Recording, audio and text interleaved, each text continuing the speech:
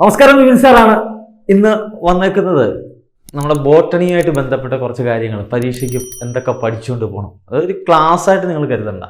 നിങ്ങൾക്ക് പരീക്ഷയ്ക്ക് നിങ്ങൾക്ക് ഫുൾ മാർക്ക് മേടിക്കാൻ എന്തൊക്കെയാണ് പഠിക്കേണ്ടത്, ഏത് ഭാഗത്തു നിന്നൊക്കെയാണ് ചോദിക്കുന്നത് എന്നും പറഞ്ഞ് ഈ നമ്മുടെ ആ ക്രിസ്മസ് എക്സാമിന് വേണ്ടി ഒന്ന് പ്രിപ്പയർ ചെയ്യാൻ വേണ്ടിയുള്ള ചെറിയൊരു വീഡിയോ ആയിട്ടാണ് വന്നേക്കുന്നത്. അപ്പം ബോട്ടണിയുടെ ഒരു 3 ചാപ്റ്റേഴ്സാണ് നമുക്ക് പഠിക്കേണ്ടത്. അതിൽ 2 ക്ലാസ്സായിട്ട് നിങ്ങൾക്ക് അങ്ങോട്ട് തരും. അപ്പോൾ ആദ്യത്തെ ഒരു ക്ലാസ്സിൽ നമ്മൾ ചർച്ച ചെയ്യുന്നത്, ഇത് പ്രത്യേകം ശ്രദ്ധിക്കണം, ഇത് ക്ലാസ് അല്ല, നിങ്ങളെ പഠിപ്പിക്കുകയല്ല, നിങ്ങൾ പഠിച്ച കാര്യങ്ങൾ എന്തൊക്കെയാണ് പരീക്ഷയ്ക്ക് ചോദിക്കുന്നത്, ഏതൊക്കെ ഭാഗത്തു നിന്നുള്ള ചോദ്യങ്ങൾ, എങ്ങനെയൊക്കെയുള്ള ചോദ്യങ്ങളാണ് ചോദിക്കുന്നതെന്ന് ഒന്ന് മനസ്സിലാക്കി തരാൻ വേണ്ടിയുള്ള ചെറിയൊരു വീഡിയോ ആണ്. 3 ചാപ്റ്റർ എന്ന് പറഞ്ഞാൽ നമുക്ക് ആദ്യത്തെ ചാപ്റ്റർ ബോട്ടണിയിൽ നമ്മൾ ഡിലീറ്റഡ് ആണ്.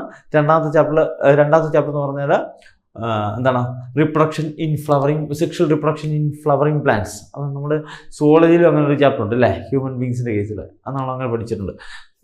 ഇവിടെ ഫ്ലവറിങ് പ്ലാന്റ്സിൻ്റെ റീപ്രൊഡക്ഷൻ, പിന്നെ ബയോടെക്നോളജിയുമായിട്ട് ബന്ധപ്പെട്ട 2 ചാപ്റ്ററാണ്. അതിൽ ആദ്യത്തെ ബയോടെക്നോളജിയുടെ പ്രിൻസിപ്പിൾസും പ്രോസസ്സും ഒക്കെ നമ്മളൊന്ന് പഠിക്കുന്നു. അതിൻ്റെ ബയോടെക്നോളജി രണ്ടാമത്തെ പ്രോസസ്സിൽ അതിൻ്റെ ആപ്ലിക്കേഷൻ ലെവലിലാണ്. അതെങ്ങനെയാണ് ബയോടെക്നോളജി നമുക്ക് ഉപകാരപ്രദമാകുന്നത് എന്നുള്ള കാര്യങ്ങളാണ് നമ്മൾ ചർച്ച ചെയ്യുന്നത്. അങ്ങനെ 3 ചാപ്റ്ററാണ് നമുക്ക് ഈ എക്സാമിന് വേണ്ടി വേണ്ടത്. അപ്പോൾ ആദ്യത്തെ ക്ലാസ്സിൽ നമ്മൾ സെക്ഷൽ റിപ്രൊഡക്ഷൻ ഇൻ ഫ്ലവറിങ് പ്ലാന്റ്സിൽ എങ്ങനെയാണ് റീപ്രൊഡക്ഷൻ നടക്കുന്നത് എന്നതിനെക്കുറിച്ച് നമ്മൾ പഠിച്ച കാര്യങ്ങളൊന്ന് അയവിറക്കാൻ വേണ്ടി അല്ലേ, പരീക്ഷയ്ക്ക് വേണ്ടി എങ്ങനെയുള്ള ചോദ്യങ്ങൾ വരും, എന്തൊക്കെയാണ് പഠിച്ചുകൊണ്ട് പോകുന്നത് എന്ന കാര്യങ്ങളിലേക്കാണ് നമ്മൾ പോകുന്നത്. അപ്പോൾ നമുക്ക് നോക്കാം.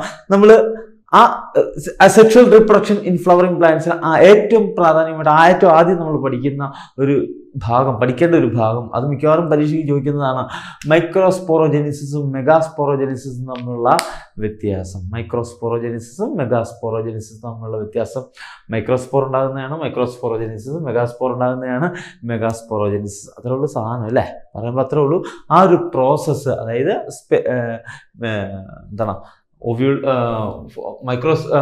പോളൻ ഗ്രെയിൻസ് ഉണ്ടാകുന്ന പ്രോസസ്സും അതുപോലെ തന്നെ ഓവം ഉണ്ടാകുന്ന പ്രോസസ്സുമാണത്. അത് മിക്കവാറും പരീക്ഷയ്ക്ക് ചോദിക്കുന്നതാണ്, ഡിഫറൻഷ്യേറ്റ് ചെയ്യുക. അതുകൊണ്ട് വളരെ പ്രാധാന്യമുള്ളതാണ് മൈക്രോസ്പോറോജെനിസിസും മെഗാസ്പോറോജെനിസിസും. തീർച്ചയായും പഠിച്ചിരിക്കേണ്ട ഒരു ഭാഗമാണ്, പരീക്ഷയ്ക്ക് മിക്കവാറും ചോദിക്കുന്ന ചോദ്യം ആണത്. രണ്ടാമത് നമ്മൾ ശ്രദ്ധിക്കേണ്ട ഒരു കാര്യം എന്ന് പറയുന്നത്, 2 പടങ്ങളാണ് പ്രധാനമായിട്ടും നമുക്ക് വരയ്ക്കേണ്ടി വരുന്നത്. അത് പടം തരും, ക്വസ്റ്റ്യൻ പടം തരും. അത് തന്നിട്ട് കുറച്ച് ഭാഗങ്ങൾ നമ്മൾ അടയാളപ്പെടുത്തേണ്ടി വരും. അത് റീഡ്രോ ചെയ്തിട്ട് അവർ 1-2 ഹിൻഡ് തരും. ആ ഹിൻഡ് അനുസരിച്ചുള്ള ഭാഗങ്ങൾ നമ്മൾ അടയാളപ്പെടുത്തണം. അങ്ങനെ ചോദിക്കുന്ന 2 ചോദ്യങ്ങൾ, ഒന്ന് LS ഓഫ് ഒവ്യൂളിൻ്റെ LS മിക്കവാറും പരീക്ഷയ്ക്ക് ചോദിക്കാറുണ്ട്. അതേപോലെ സ്റ്റേമൻ്റെ ആന്തറിൻ്റെ TS of anther, transverse section, ആന്തറിൻ്റെ ഒരു ശലഭത്തിൻ്റെ കൂട്ടൊരു പടം ഓർമ്മ വേണ്ട, ആ ഒരു പടം. ഈ 2 പടമാണ് മിക്കവാറും പരീക്ഷയ്ക്ക് തരുന്നത്. അപ്പം ഇതിലേതെങ്കിലും ഒന്നായിരിക്കും. അപ്പോൾ അത് കോപ്പി ചെയ്യണം, നമ്മൾ പേപ്പറിലേക്ക് വരയ്ക്കണം, പകർത്തി എഴുതണം. എന്നിട്ട് 1, 2, 3, 4 ഹിൻഡ് വരും. ആ ഭാഗങ്ങൾ നമ്മൾ അടയാളപ്പെടുത്തുകയും വേണം. ഇപ്പം ഈ 2 പടം കൃത്യമായിട്ട് നിങ്ങൾ വരച്ച് പഠിച്ചോണം. ഒരു സംശയം വേണ്ട, ഏതെങ്കിലും ഒരെണ്ണം ചോദിക്കും. ഒരു പക്ഷേ ക്രിസ്മസ് പരീക്ഷയ്ക്ക് ചോദിച്ചില്ലെങ്കിൽ ബോർഡ് എക്സാമിന് ചോദിക്കും. അപ്പോൾ അതുകൊണ്ട് അത്രയ്ക്ക് പ്രാധാന്യത്തോടു കൂടി ഈ 2 പടങ്ങൾ വരച്ച് പഠിച്ചോണം. ഓക്കെ, അപ്പോൾ 2 കാര്യങ്ങളായി. മൂന്നാമത്തെയാണ് പോളിനേഷൻ. നമുക്കറിയാം, പോളിനേഷൻ പല ഏജൻസി വഴിയുള്ള പോളിനേഷൻ ഉണ്ട്. അത് കൃത്യമായിട്ട് പഠിച്ചോണം. പോളിനേഷൻ മറ്റൊരു കാര്യം കൂടിയുണ്ട്. ഇപ്പം അനിമോഫിലി, വിൻഡ് വഴി, അല്ലെ ഹൈഡ്രോഫിലി, അല്ലെ സോഫിലി, ഈ 3 ടൈപ്സ് ഓഫ് പോളിനേഷൻ എന്ന് പറയാം. 3 തരത്തിലാണ് പോളിനേഷൻ നടക്കുന്നത്. അനിമോഫിലി, ഹൈഡ്രോഫിലി, അതേപോലെ തന്നെ സോഫിലി. അറിയാം എന്താണ് അനിമോഫിലി എന്ന് പറഞ്ഞാൽ വിൻഡ് വഴി, കാറ്റ് മുഖാന്തരം. ഹൈഡ്രോഫിലി എന്ന് പറഞ്ഞാൽ വെള്ളത്തിൽ കൂടെ. സോഫിലി എന്ന് പറഞ്ഞാൽ ആനിമൽസ് മുഖാന്തരം. അപ്പം ഇങ്ങനെ 3 വിധത്തിലാണ് പോളിനേഷൻ നടക്കുന്നത്. പക്ഷെ നിങ്ങൾ ഇത് മാത്രം എഴുതി കഴിഞ്ഞാൽ മാർക്ക് ഫുള്ള് കിട്ടത്തില്ല. നമ്മളവിടെ ശ്രദ്ധിക്കേണ്ട ഒരു കാര്യം, ഇതിന് കൃത്യമായ എക്സാമ്പിൾ, ഏതൊക്കെ ചെടികൾ എങ്ങനെയൊക്കെയാണ് നടക്കുന്നത് എന്നുള്ള കൃത്യമായിട്ട് എക്സാമ്പിൾ കൂടി അവിടെ എഴുതി വെച്ചാൽ മാർക്ക് കിട്ടത്തുള്ളൂ. അപ്പോൾ അതുകൊണ്ട് ടൈപ്സ് ഓഫ് പോളിനേഷൻ ചോദിക്കുമ്പോൾ നമ്മൾ ഈ 3 വിധത്തിലുള്ള പോളിനേഷൻ എഴുതണം വിത്ത് എക്സാമ്പിൾ. മറക്കരുത്.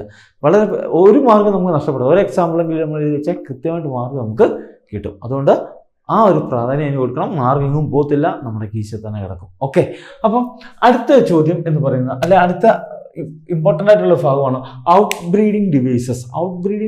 എന്ന് പറയുമ്പോൾ കേൾക്കുമ്പോൾ നമുക്ക് ഏതാണ്ട് പോലെ തോന്നും അല്ലേ, ഔട്ട് ബ്രീഡിങ് ഡിവൈസസ്. പക്ഷേ ഔട്ട് ബ്രീഡിങ് ഡിവൈസ് എന്ന് പറഞ്ഞാൽ ആക്ച്വലി അഡാപ്റ്റേഷൻസ് ഓഫ് സീനോഗമി എന്ന് പറഞ്ഞാൽ ശരിക്കും ക്രോസ് പോളിനേഷൻ ആണ്. ചെടികളിൽ ക്രോസ് പോളിനേഷൻ നടക്കാൻ ഒത്തിരി അഡാപ്റ്റേഷൻ ഉണ്ട്. സാധാരണ ആൻജിയോസ്പേമുകളൊക്കെ ഒട്ടുമിക്ക ആൻജിയോസ്പേമുകൾ അവർ സെൽഫ് പോളിനേഷനെ അല്ല സിംഗമി സെൽഫ് പോളിനേഷനെ അവോയ്ഡ് ചെയ്യാനുള്ള പലതരത്തിലുള്ള അഡാപ്റ്റേഷൻസ് അവർ നേടിയെടുക്കാറുണ്ട്. അപ്പോൾ അതെന്തൊക്കെയാണ്? കാരണം ഈ സെൽഫ് പോളിനേഷൻ എന്ന് പറയുമ്പോൾ ഉണ്ടാകുന്നൊരു വിഷയം എന്ന് പറയുന്നത് വേരിയേഷൻ ഉണ്ടാകാനുള്ള സാധ്യത വളരെ കുറവാണ്. ക്രോസ് പോളിനേഷനാണ് എപ്പോഴും ചെടികളായാലും എല്ലാം കൂടെ പ്രൊമോട്ട് ചെയ്യുന്നത്. അപ്പോൾ ക്രോസ് പോളിനേഷനെ പ്രൊമോട്ട് ചെയ്യാൻ വേണ്ടി ചെടികളിൽ ഉണ്ടാകുന്ന നാച്ചുറലായിട്ടുള്ള ചില അഡാപ്റ്റേഷൻസ്, അത് ഒരു 4-5 അഡാപ്റ്റേഷൻസ് നമ്മൾ 1 by 1 ആയിട്ട് നമ്മൾ പഠിക്കുന്നുണ്ട്. നമ്മളിപ്പോൾ ചെമ്പരത്തിപ്പൂവിൻ്റെയൊക്കെ എടുക്കുകയാണെങ്കിൽ ചെമ്പരത്തിപ്പൂവിൻ്റെ സിഗ്മ എന്ന് പറഞ്ഞാൽ മണ്ടയ്ക്കാണ്, സ്റ്റേം എന്ന് പറഞ്ഞിരിക്കുന്നത് അല്ല പോളൻ ഗ്രെയിൻസ് ഇരിക്കുന്നതിൻ്റെ താഴെ. ഒരിക്കലും ഇവിടുന്ന് മണ്ടക്കോട്ട് ചെന്നിട്ട് പോളിനേഷൻ നടക്കത്തില്ല അല്ലേ. അത് ആ സെൽഫ് പോളിനേഷനെ അവോയ്ഡ് ചെയ്യാൻ വേണ്ടിയുള്ള ഒരു ട്രിക്കാണ്, ഒരു അഡാപ്റ്റേഷൻ. ചില ചെടികളിലൊക്കെ മോണോസെക്ഷൽ ആയിരിക്കും, അല്ലെങ്കിൽ ഒരു തരത്തിലുള്ള ഫ്ലവർ മാത്രമേ മൊണീഷ്യസ് ആയി ഒറ്റ തരത്തിലുള്ള ഫ്ലവർ മാത്രമേ കാണത്തുള്ളൂ അല്ലേ. ഇപ്പം തെങ്ങിൻ്റെ പൂക്കൾ എടുക്കാൻ കഴിഞ്ഞത് പെൺപൂക്കളും ഉണ്ട് ആൺപൂക്കളും ഉണ്ട് അല്ലേ. അപ്പോൾ സ്വാഭാവികമായിട്ടും എന്താണ്, ഒരു പൂവിൽ തന്നെ ആണെങ്കിൽ പെട്ടെന്ന് തന്നെ അതിൻ്റെ പൂമ്പൊടി അവിടെ വീഴും. അപ്പോൾ ഇതൊക്കെ പലതരത്തിലുള്ള ഇതിനെ ഒഴിവാക്കാൻ വേണ്ടിയുള്ള പല മാർഗങ്ങൾ, ഇതിനെ സെൽഫ് പോളിനേഷനെ. അപ്പം സെൽഫ് പോളിനേഷൻ ഒഴിവാക്കിക്കൊണ്ട് സീനോഗമി അഥവാ ക്രോസ് പോളിനേഷനെ പ്രൊമോട്ട് ചെയ്യാൻ വേണ്ടി പ്ലാന്റ്സിൽ കാണുന്ന ചില അഡാപ്റ്റേഷൻസ് മിക്കവാറും ചോദിച്ചിട്ടുണ്ട്, വളരെ ഇമ്പോർട്ടൻ്റ് ആണ്, പഠിച്ചോളാം. ഓക്കെ, ദെൻ ഡബിൾ ഫെർട്ടിലൈസേഷൻ മിക്കവാറും പരീക്ഷയ്ക്ക് ചോദിക്കുന്ന സാധനമാണ്. ഡബിൾ ഫെർട്ടിലൈസേഷൻ വളരെ സിമ്പിളാണ്, നമ്മൾ പഠിച്ചതാണ് അല്ലേ. അപ്പം ഡബിൾ ഫെർട്ടിലൈസേഷൻ എന്താണെന്ന് എഴുതേണ്ടി വരും. അത് ചിലപ്പോൾ 2 മാർക്കിനായിരിക്കും മിക്കവാറും ചോദിക്കുന്നത്. അപ്പോൾ അത് കൃത്യമായിട്ട് ഡബിൾ ഫെർട്ടിലൈസേഷൻ പഠിച്ചിരിക്കണം. ഓക്കെ, അടുത്ത ഒരു ചോദ്യം ഞാൻ പറഞ്ഞ ആദ്യം നമ്മൾ 2 പടങ്ങൾ ചോദിക്കുമെന്ന് പറഞ്ഞത് ഏതൊക്കെ? LS ഓഫ് ഓവ്യൂളും അതുപോലെ TS ഓഫ് ആന്തരം. ആ പടത്തോടൊപ്പം തന്നെ ചോദിക്കുന്ന മറ്റൊരു പടം കൂടിയുണ്ട്, LS ഓഫ് മെയ്സ് സീഡിൻ്റെ അതിൻ്റെ LS വരച്ച് നമ്മുടെ പുസ്തകത്തിലുണ്ട്. ആ LS വരച്ച് മുമ്പേ പറഞ്ഞ കൂട്ട് തന്നെ 1-2 ഹിൻഡ് തരും. ആ ഹിൻഡുകൾ അനുസരിച്ച് ആ ഭാഗങ്ങൾ നമ്മൾ കോപ്പി ചെയ്യണം. കോപ്പി ചെയ്ത് വരച്ചിട്ടാണ് ആ തന്നിരിക്കുന്ന ഭാഗങ്ങൾ നമ്മൾ അടയാളപ്പെടുത്താം. അപ്പോൾ ഈ 3 പടം, ഈ ആദ്യത്തെ 2 പടത്തോടൊപ്പം തന്നെ ഒവ്യൂളിൻ്റെയും അതുപോലെ തന്നെ ആന്തറിൻ്റെയും സെക്ഷൻ്റെ കൂടാതെ തന്നെ മെയ്സ് സീഡിൻ്റെ പടം കൂടി പഠിച്ചോണം, ഇമ്പോർട്ടൻ്റ് ആണ്. ഓക്കെ, ക്ലിയർ ആയോ? ഇനി ഒരു സാധനം കൂടെ പഠിച്ചു കഴിഞ്ഞാൽ ഈ ചാപ്റ്റർ ഫുള്ള് നമ്മൾ മേടിക്കും, ഫുൾ മാർക്ക് നമുക്ക് മേടിക്കാൻ പറ്റും. പാർത്തനോജെനിസിസ് ആൻഡ് പാർത്തനോകാർപ്പി അറിയാമല്ലോ, വളരെ സിമ്പിളാണ്.